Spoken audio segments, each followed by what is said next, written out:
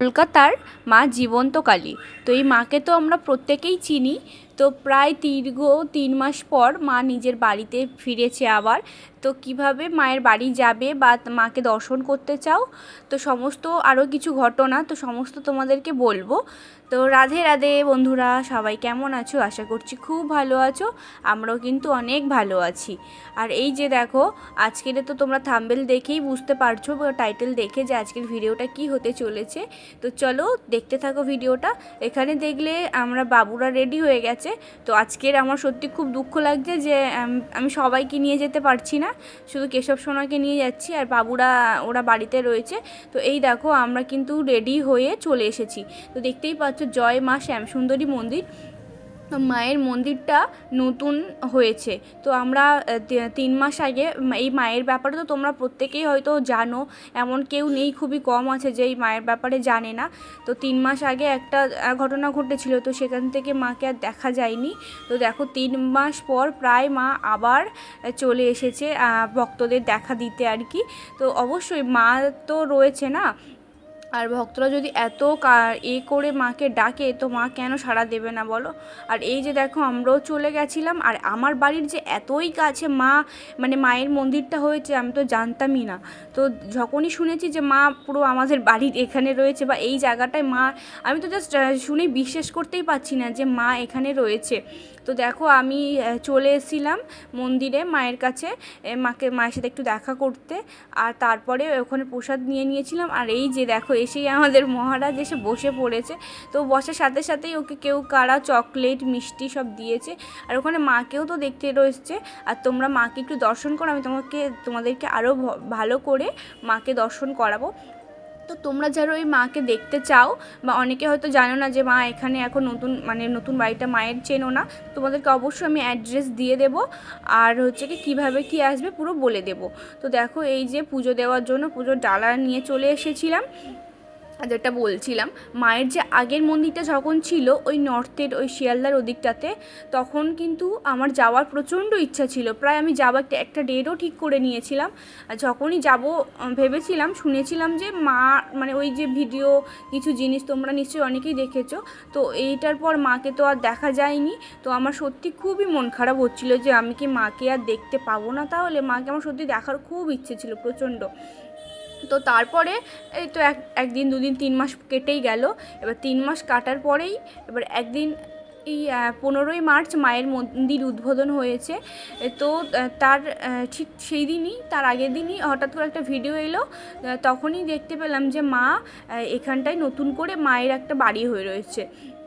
তো আমি তো বিশ্বাস করতেই পারছি না যে সত্যি মা আমাদের বাড়ির এত কাছে, যেই মাকে আমি চাইলে দুবেলা দর্শন করতে পারবো। তো দেখো এখানে মায়ের কাছে পুজো দিয়ে দিলাম। আর মা তো জানো চাল কলাতেই মা সন্তুষ্ট। তো যেহেতু অনেকটা হয়তো দেরি করে ফেলেছিলাম, কলাটা আমি পাইনি, শুধু চালটাই পেয়েছিলাম, আর ধূপ মোমবাতি একটু ফুল নিয়ে এসেছিলাম। আর মায়ের জন্য তো মা তো একটা ছোট্ট বাচ্চা রূপে এখানটায় পূজিত হয়। তো মার জন্য একটু চকলেট এনেছিলাম। তো এখানে বাবাও রয়েছে দেখো। আর দিনটা ছিল সোমবার, আমি গেছিলাম সেদিনকারে। এটা প্রায় আমি বিকেলবেলায় গেছি, এটা ওই 6টা নাগাদ হবে। তো প্রায় সন্ধেই হয়ে গেছিলো। তো তোমাদেরকে দেখাবো সত্যি মায়ের মুখটা যে এতই কি বলবো, কিছু বলার আমার মুখে ভাষা পাচ্ছি না। আমি না ওখানে গিয়ে মায়ের মুখের দিকে শুধু তাকিয়েই রয়েছি। আমি নিজেকে বিশ্বাস করাতে পারছি না, আমি সত্যি মায়ের কাছে এসেছি। যেই মাকে দেখার জন্য কত ভক্ত, এই যে এত ভক্ত দেখছো, কত দূর দূর থেকে মায়ের জন্য এসেছে।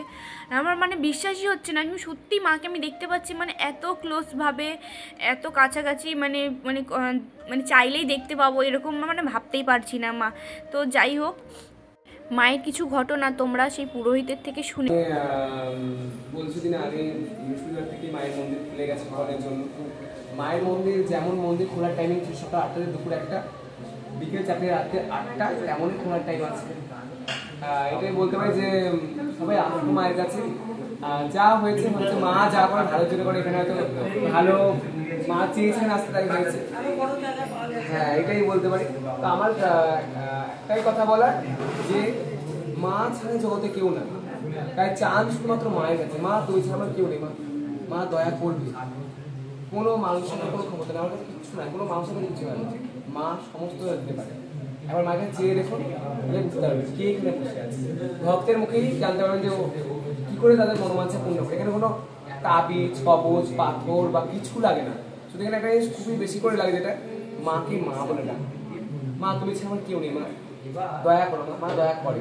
আর এখানে প্রত্যেকটা দিন দুবেলা ফ্রিতে প্রসাদ খাওয়ানো হয়, সেই হিসেবে এখানে পুজো হয়। আর মাকে 28টা শনিবার দর্শন করলে সমস্ত গ্রহদোষ কেটে যায়, কাল সর্পদোষ, মাঙ্গলিক দোষ, 7.5 দোষ, যেটা সবাই বুঝতে একটু ভুল করেন যে 28টা শনিবার মানে কি পরপর না, একটা বছরের মধ্যে 28টা দিন আসলেই হলো শনিবার। হ্যাঁ, তো সবাই মায়ের কাছে আসুন, সবাই আসুন মায়ের কাছে, মা অবশ্যই আপনার মনে হচ্ছে। দাদা তুমি কিছুক্ষণ আগে একটা কথা বলেছিলে, ও হ্যাঁ ঠিক ঠিক ঠিক, সামনে একটা অমাবস্যা আসছে মায়ের, বিশেষ অমাবস্যা, আপনারা প্রত্যেকে জানেন যেটা বিশেষভাবে মায়ের পুজো হয়। চৈত্র মাসে যে অমাবস্যা আছে সেই দিন মা নিম পাতার মালা পরে, এইটাকে রোগ মুক্তি অমাবস্যা বলা হয়। এদের মাকে নিম পাতা দিয়ে, মায়ের এখানে একটা প্রসাদ পাওয়া যায়, নিম পাতার প্রসাদ, সকল ভক্তকে বিলি করা হয়, যেটা খেলে বলা হয় রোগ মুক্তি হয়। সবাই আসুন মায়ের কাছে, মা অবশ্যই আপনাদের সকল দুঃখ কষ্ট থেকে দূর করবে। জয় মা শাশুড়ি। সকাল 8টা থেকে 1টা অবধি মায়ের মন্দির খোলা থাকে। এই 12:30 থেকে 1টার মধ্যে মায়ের ভোগ আরতি হয়, তারপর মা ভক্তদেরকে ভোগ বিতরণ করা হয়। আর সন্ধ্যে 4টে থেকে 8টা অবধি মায়ের মন্দির খোলা থাকে। 6:30 থেকে 7টার মধ্যে মায়ের ভোগ আরতি হয়, তারপর আর ভোগ বসে দেওয়া হয়। মায়ের তো অনেক মানে অলৌকিক ঘটনা, এর মনে হচ্ছে কোনো শেয়ার করো। ছোট করে বলতে মা সত্যি আছেন, মা এখানে আছেন মানে সত্যি আছেন। নাহলে আপনারাই ভাবেন বর্তমান যুগে এত বড় জিনিস কোনো ভক্তকে এমনি দান করতে পারে না, অবশ্যই মায়ের কোনো ব্যাপার আছে, তাই মাকে দান করে না, পুরো বাড়িটার কথা একদম একদম। আর মা এখানে সত্যি আছে মানে একটা দিন ছিল, আমরা মাকে অনুভব করেছিলাম। আমাবস্যার দিন ছিল, রাত্রি 2টো নাগাদ হঠাৎ ও ওপর দিন কেউ নামে ধাপ করে, মানে এমনি ধাপ করে যে নামার আবার চলতে পাই। তখন আমি বেরাই দেখি কি কোন ছোট ছোট লোকেরা আবার আমাদের বন্ধু দিতে, তখন আমি প্রথমত এটা ভাবতে হচ্ছে এই আবার আমি ঘুমিয়ে পড়ি, তো আবার আমি যে ঘরটা সেই ঘরটা আমি বাইরে তাকাই, মানে ওই দিন আমি যা দেখেছি আজ পর্যন্ত আমার চোখের ভাষার মতো। অন্ধকারের যে অন্ধকার, সেই অন্ধকারের থেকেও কালো, আর চোখের বুঝ, আর কেশ পুরো হাঁটু ছাড়িয়ে। এই দেখে আমি চমকে যাওয়ার পরে আবার যখন দেখছি তখন দেখি কেউ নেই। এবার আমিও ভাবতাম যে ঘুমিয়ে যাই। তখন আমি দেখেছি একটা তিনতলের পার এবং গোল রাউন্ড করে একজন শুয়ে পড়েছিল। আমি ঘুমিয়ে যাই, সকালবেলা উঠে যখন দেখছি মাকে তখন দর্শন করছি, রাত্রি যখন দেখেছিলাম তো মা এখানে সত্যি আছে। অনেক ভক্তরা অনেক কিছু মায়ের থেকে অনুভব করেন, মায়ের থেকে পান। তো আপনাদের সঙ্গে একটাই কথা বলবো, মায়ের কাছে আসে, মা অবশ্যই আপনাদের মনে কথা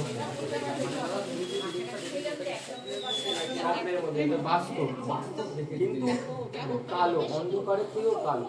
এবং অনেক কিছু দেখা দিচ্ছে আমাকে, মানে মায়ের চোখ মুখ কিছু দেখা যাচ্ছে, ছাড়া যাচ্ছে অনুভব করতে পারছি। হ্যাঁ দেখেন মা কেমন, মা খিদের মতো, খিদে আপনার লাগে কিন্তু আপনি দেখাতে পারেন না।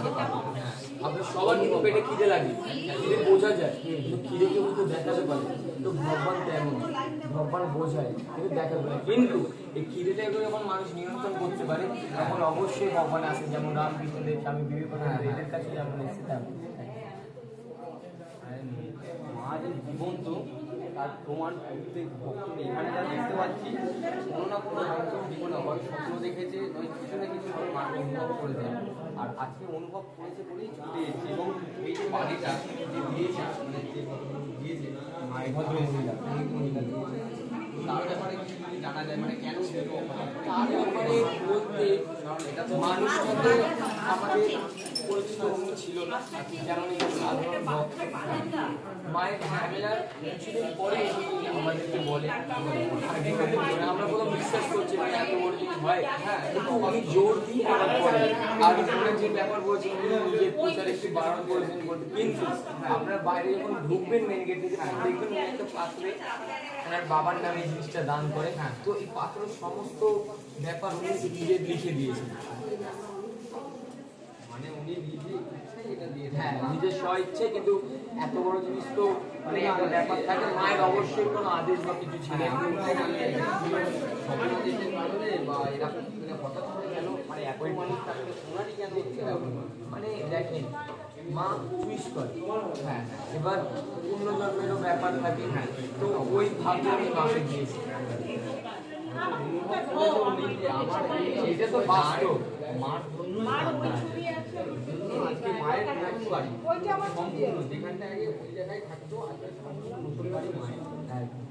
আপনাদের জন্য একটাই কথা বলবো, ভক্তরা মায়ের কাছে আসতে বুঝতে পারবে না, আসতে হবে, না আসতে কিন্তু বোঝা যাবে না এখানে কি। তাই একবার এসে মায়ের চোখের সামনে ভক্তের চোখ মেরে তখনই বোঝা যায় এখানে গিয়ে দাঁড়িয়ে। তাই একটাই ভক্তদেরকে কথা বলবো, অবশ্যই ভক্তরা মায়ের কাছে আসুন, আপনাদের মনের কথা বলুন, অবশ্যই ভক্তদের সকলের মনে জয় মা। তোমরা তো মায়ের মন্দিরের সম্পর্কে সমস্তটা জানলে, কখন খোলা থাকে না থাকে। এবার চলো তোমাদেরকে আমি দেখাই অ্যাড্রেসটা।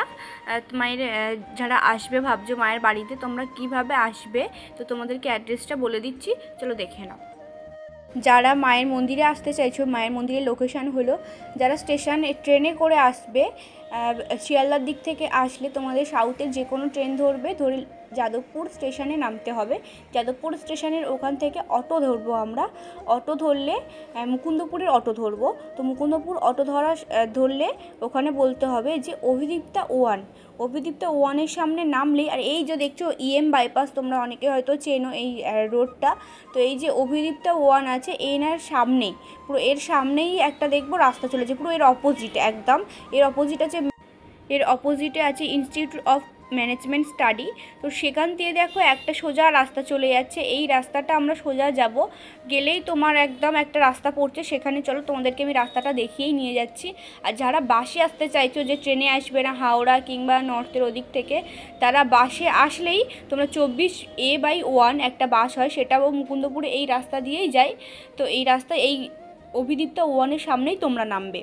তো অভিদীপ্তের সামনের 1-এ নামবে, আর এখানে নেমে দেখো ওই যে না একদম অভিদীপ্তের সামনে থেকে একটা রাস্তা সোজা চলে আসছে। একদম রাস্তাটা আসলেই বাঁদিকে যে রাস্তাটা যাচ্ছে, সোজা এসে আমরা আর কোনো রাস্তা যাচ্ছে না, এবার বাঁদিকে একটা রাস্তা পাবো।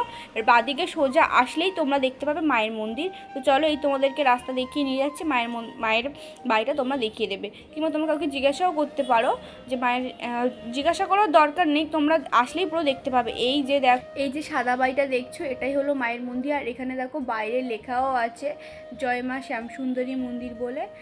তো বন্ধুরা, আজকের ভিডিওটা আমি এই পর্যন্ত রাখছি, আর বেশি বড় করব না, অনেকটাই এমনিতে বড় হয়ে গেছে। তো তোমাদের আজকের ভিডিওটা কেমন লাগলো তোমরা অবশ্যই কমেন্ট করে জানিও। আর তোমাদের যদি কিছু বলার থাকে বা কিছু জানার থাকে, তোমরা অবশ্যই কমেন্ট করে জানাতে পারো আর কি। তো আজকের ভিডিওটা আমি এই পর্যন্তই রাখছি, বেশি বড় করছি না। তো সবাইকে রাধে রাধে, সবাই খুব ভালো থেকো, সুস্থ থেকো, দেখা হচ্ছে পরের ভিডিওতে।